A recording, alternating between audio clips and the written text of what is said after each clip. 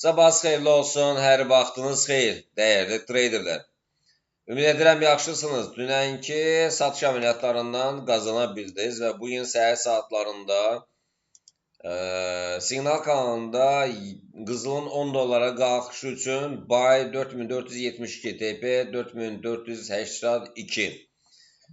Yəni bunu ümid edirəm hər kəs bundan qazandı və 72-dən 4472-dən buy verdi və 82-də take profit bağlandı. Birinci take profit uğurla bağlandı. İkinci buy'ımız günün bir deyək ki, hardasa yenidən 10 dollarlı qalxış üçün 85-dən 95-ə qədər, 4485-dən 95-ə qədər yəni alış əməliyyatlarını verməyə dəyər. Satışlar 4457-dən 47-yə qədər, yəni 10 dolları bir eniş gözlənilir. Əsas olan odur ki, səhər saatlarında 10 dollar qalxışı biz uğurla əldə etdik. Keçək biz gümüşə.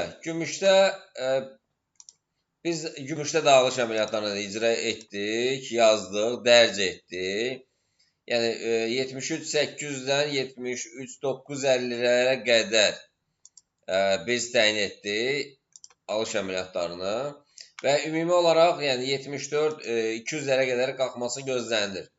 Təbii ki, qiymət 74-dən sonra həmin nöqtəyə qədər 74-dən yox, 73.950-dən sonra, yəni 74-200-lərə qədər qalxar. Deməli 73.869 olub 950-lərə bir şey qalmayıb. Yəni bu nöqtəyə çatsa, birinci gümüşdə də take profitlə bağlanacaq.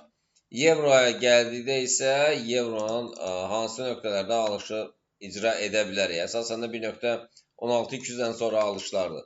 Satışlar isə bir nöqtə yəni 15.900-dən gələcək. Funtun dollar rəqabətinə alışlar bir nöqtə 34 350-lərdən, satışlar isə 1.34-100-lərdən gələcək. Bitcoin-ə gəldikdə isə uşaqlar, Bitcoin-də bu nöqtə 60-61-lər, yəni 2000 həm 21-i, həm də ki yəni ondan öncə 2000-ci ildən sonra, yəni sürətlə qalxış hədəf var idi. Həmin hədəflərə qədər yüksəlməsi oldu. Yəni bu nöqtə çox təhlükəli zonadır. Heç də bu 60-lar, 61-lər heç də yəni normal traderin qəbul edəcəyi bir rəqəm deyil. Bu Bitcoin-dəki olan bu rəqəm. Nə üçün? Çünki bu rəqəmlərə çatanda həmişə faciə ilə nəticələnib. Yəni enişlərlə, sürətli enişlərlə nəticələnib. İndi hal-hazırdakı bu vəziyyətdədir. Diqqətlə baxın, bu nə yarada bilər? Fikir verin buna. Bu nədir?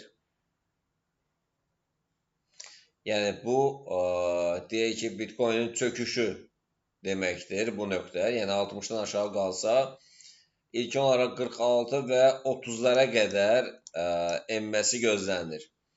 Yəni çox heç də ürək açan bir yerdə deyil alıcılar üçün.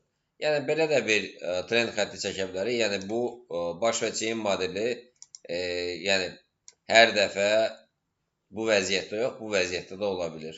Yəni belə də ola bilir.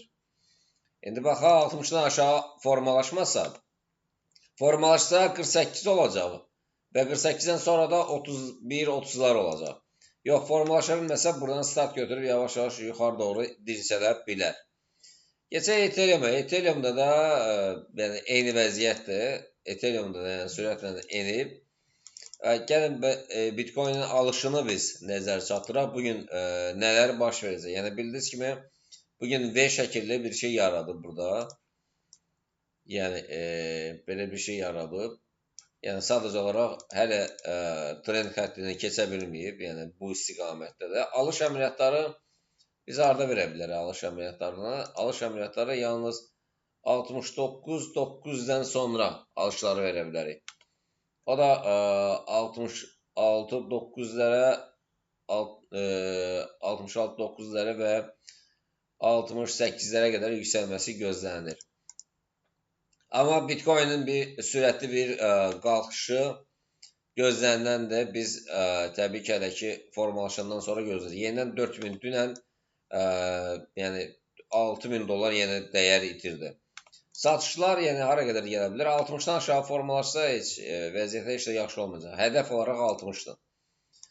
Ethereum'da da yenidən qiymət 1750-dən aşağı qalsa sürətli enişlər olacaq. Qalxış üçün yəni qalxışlar sadəcə korreksiyalardır.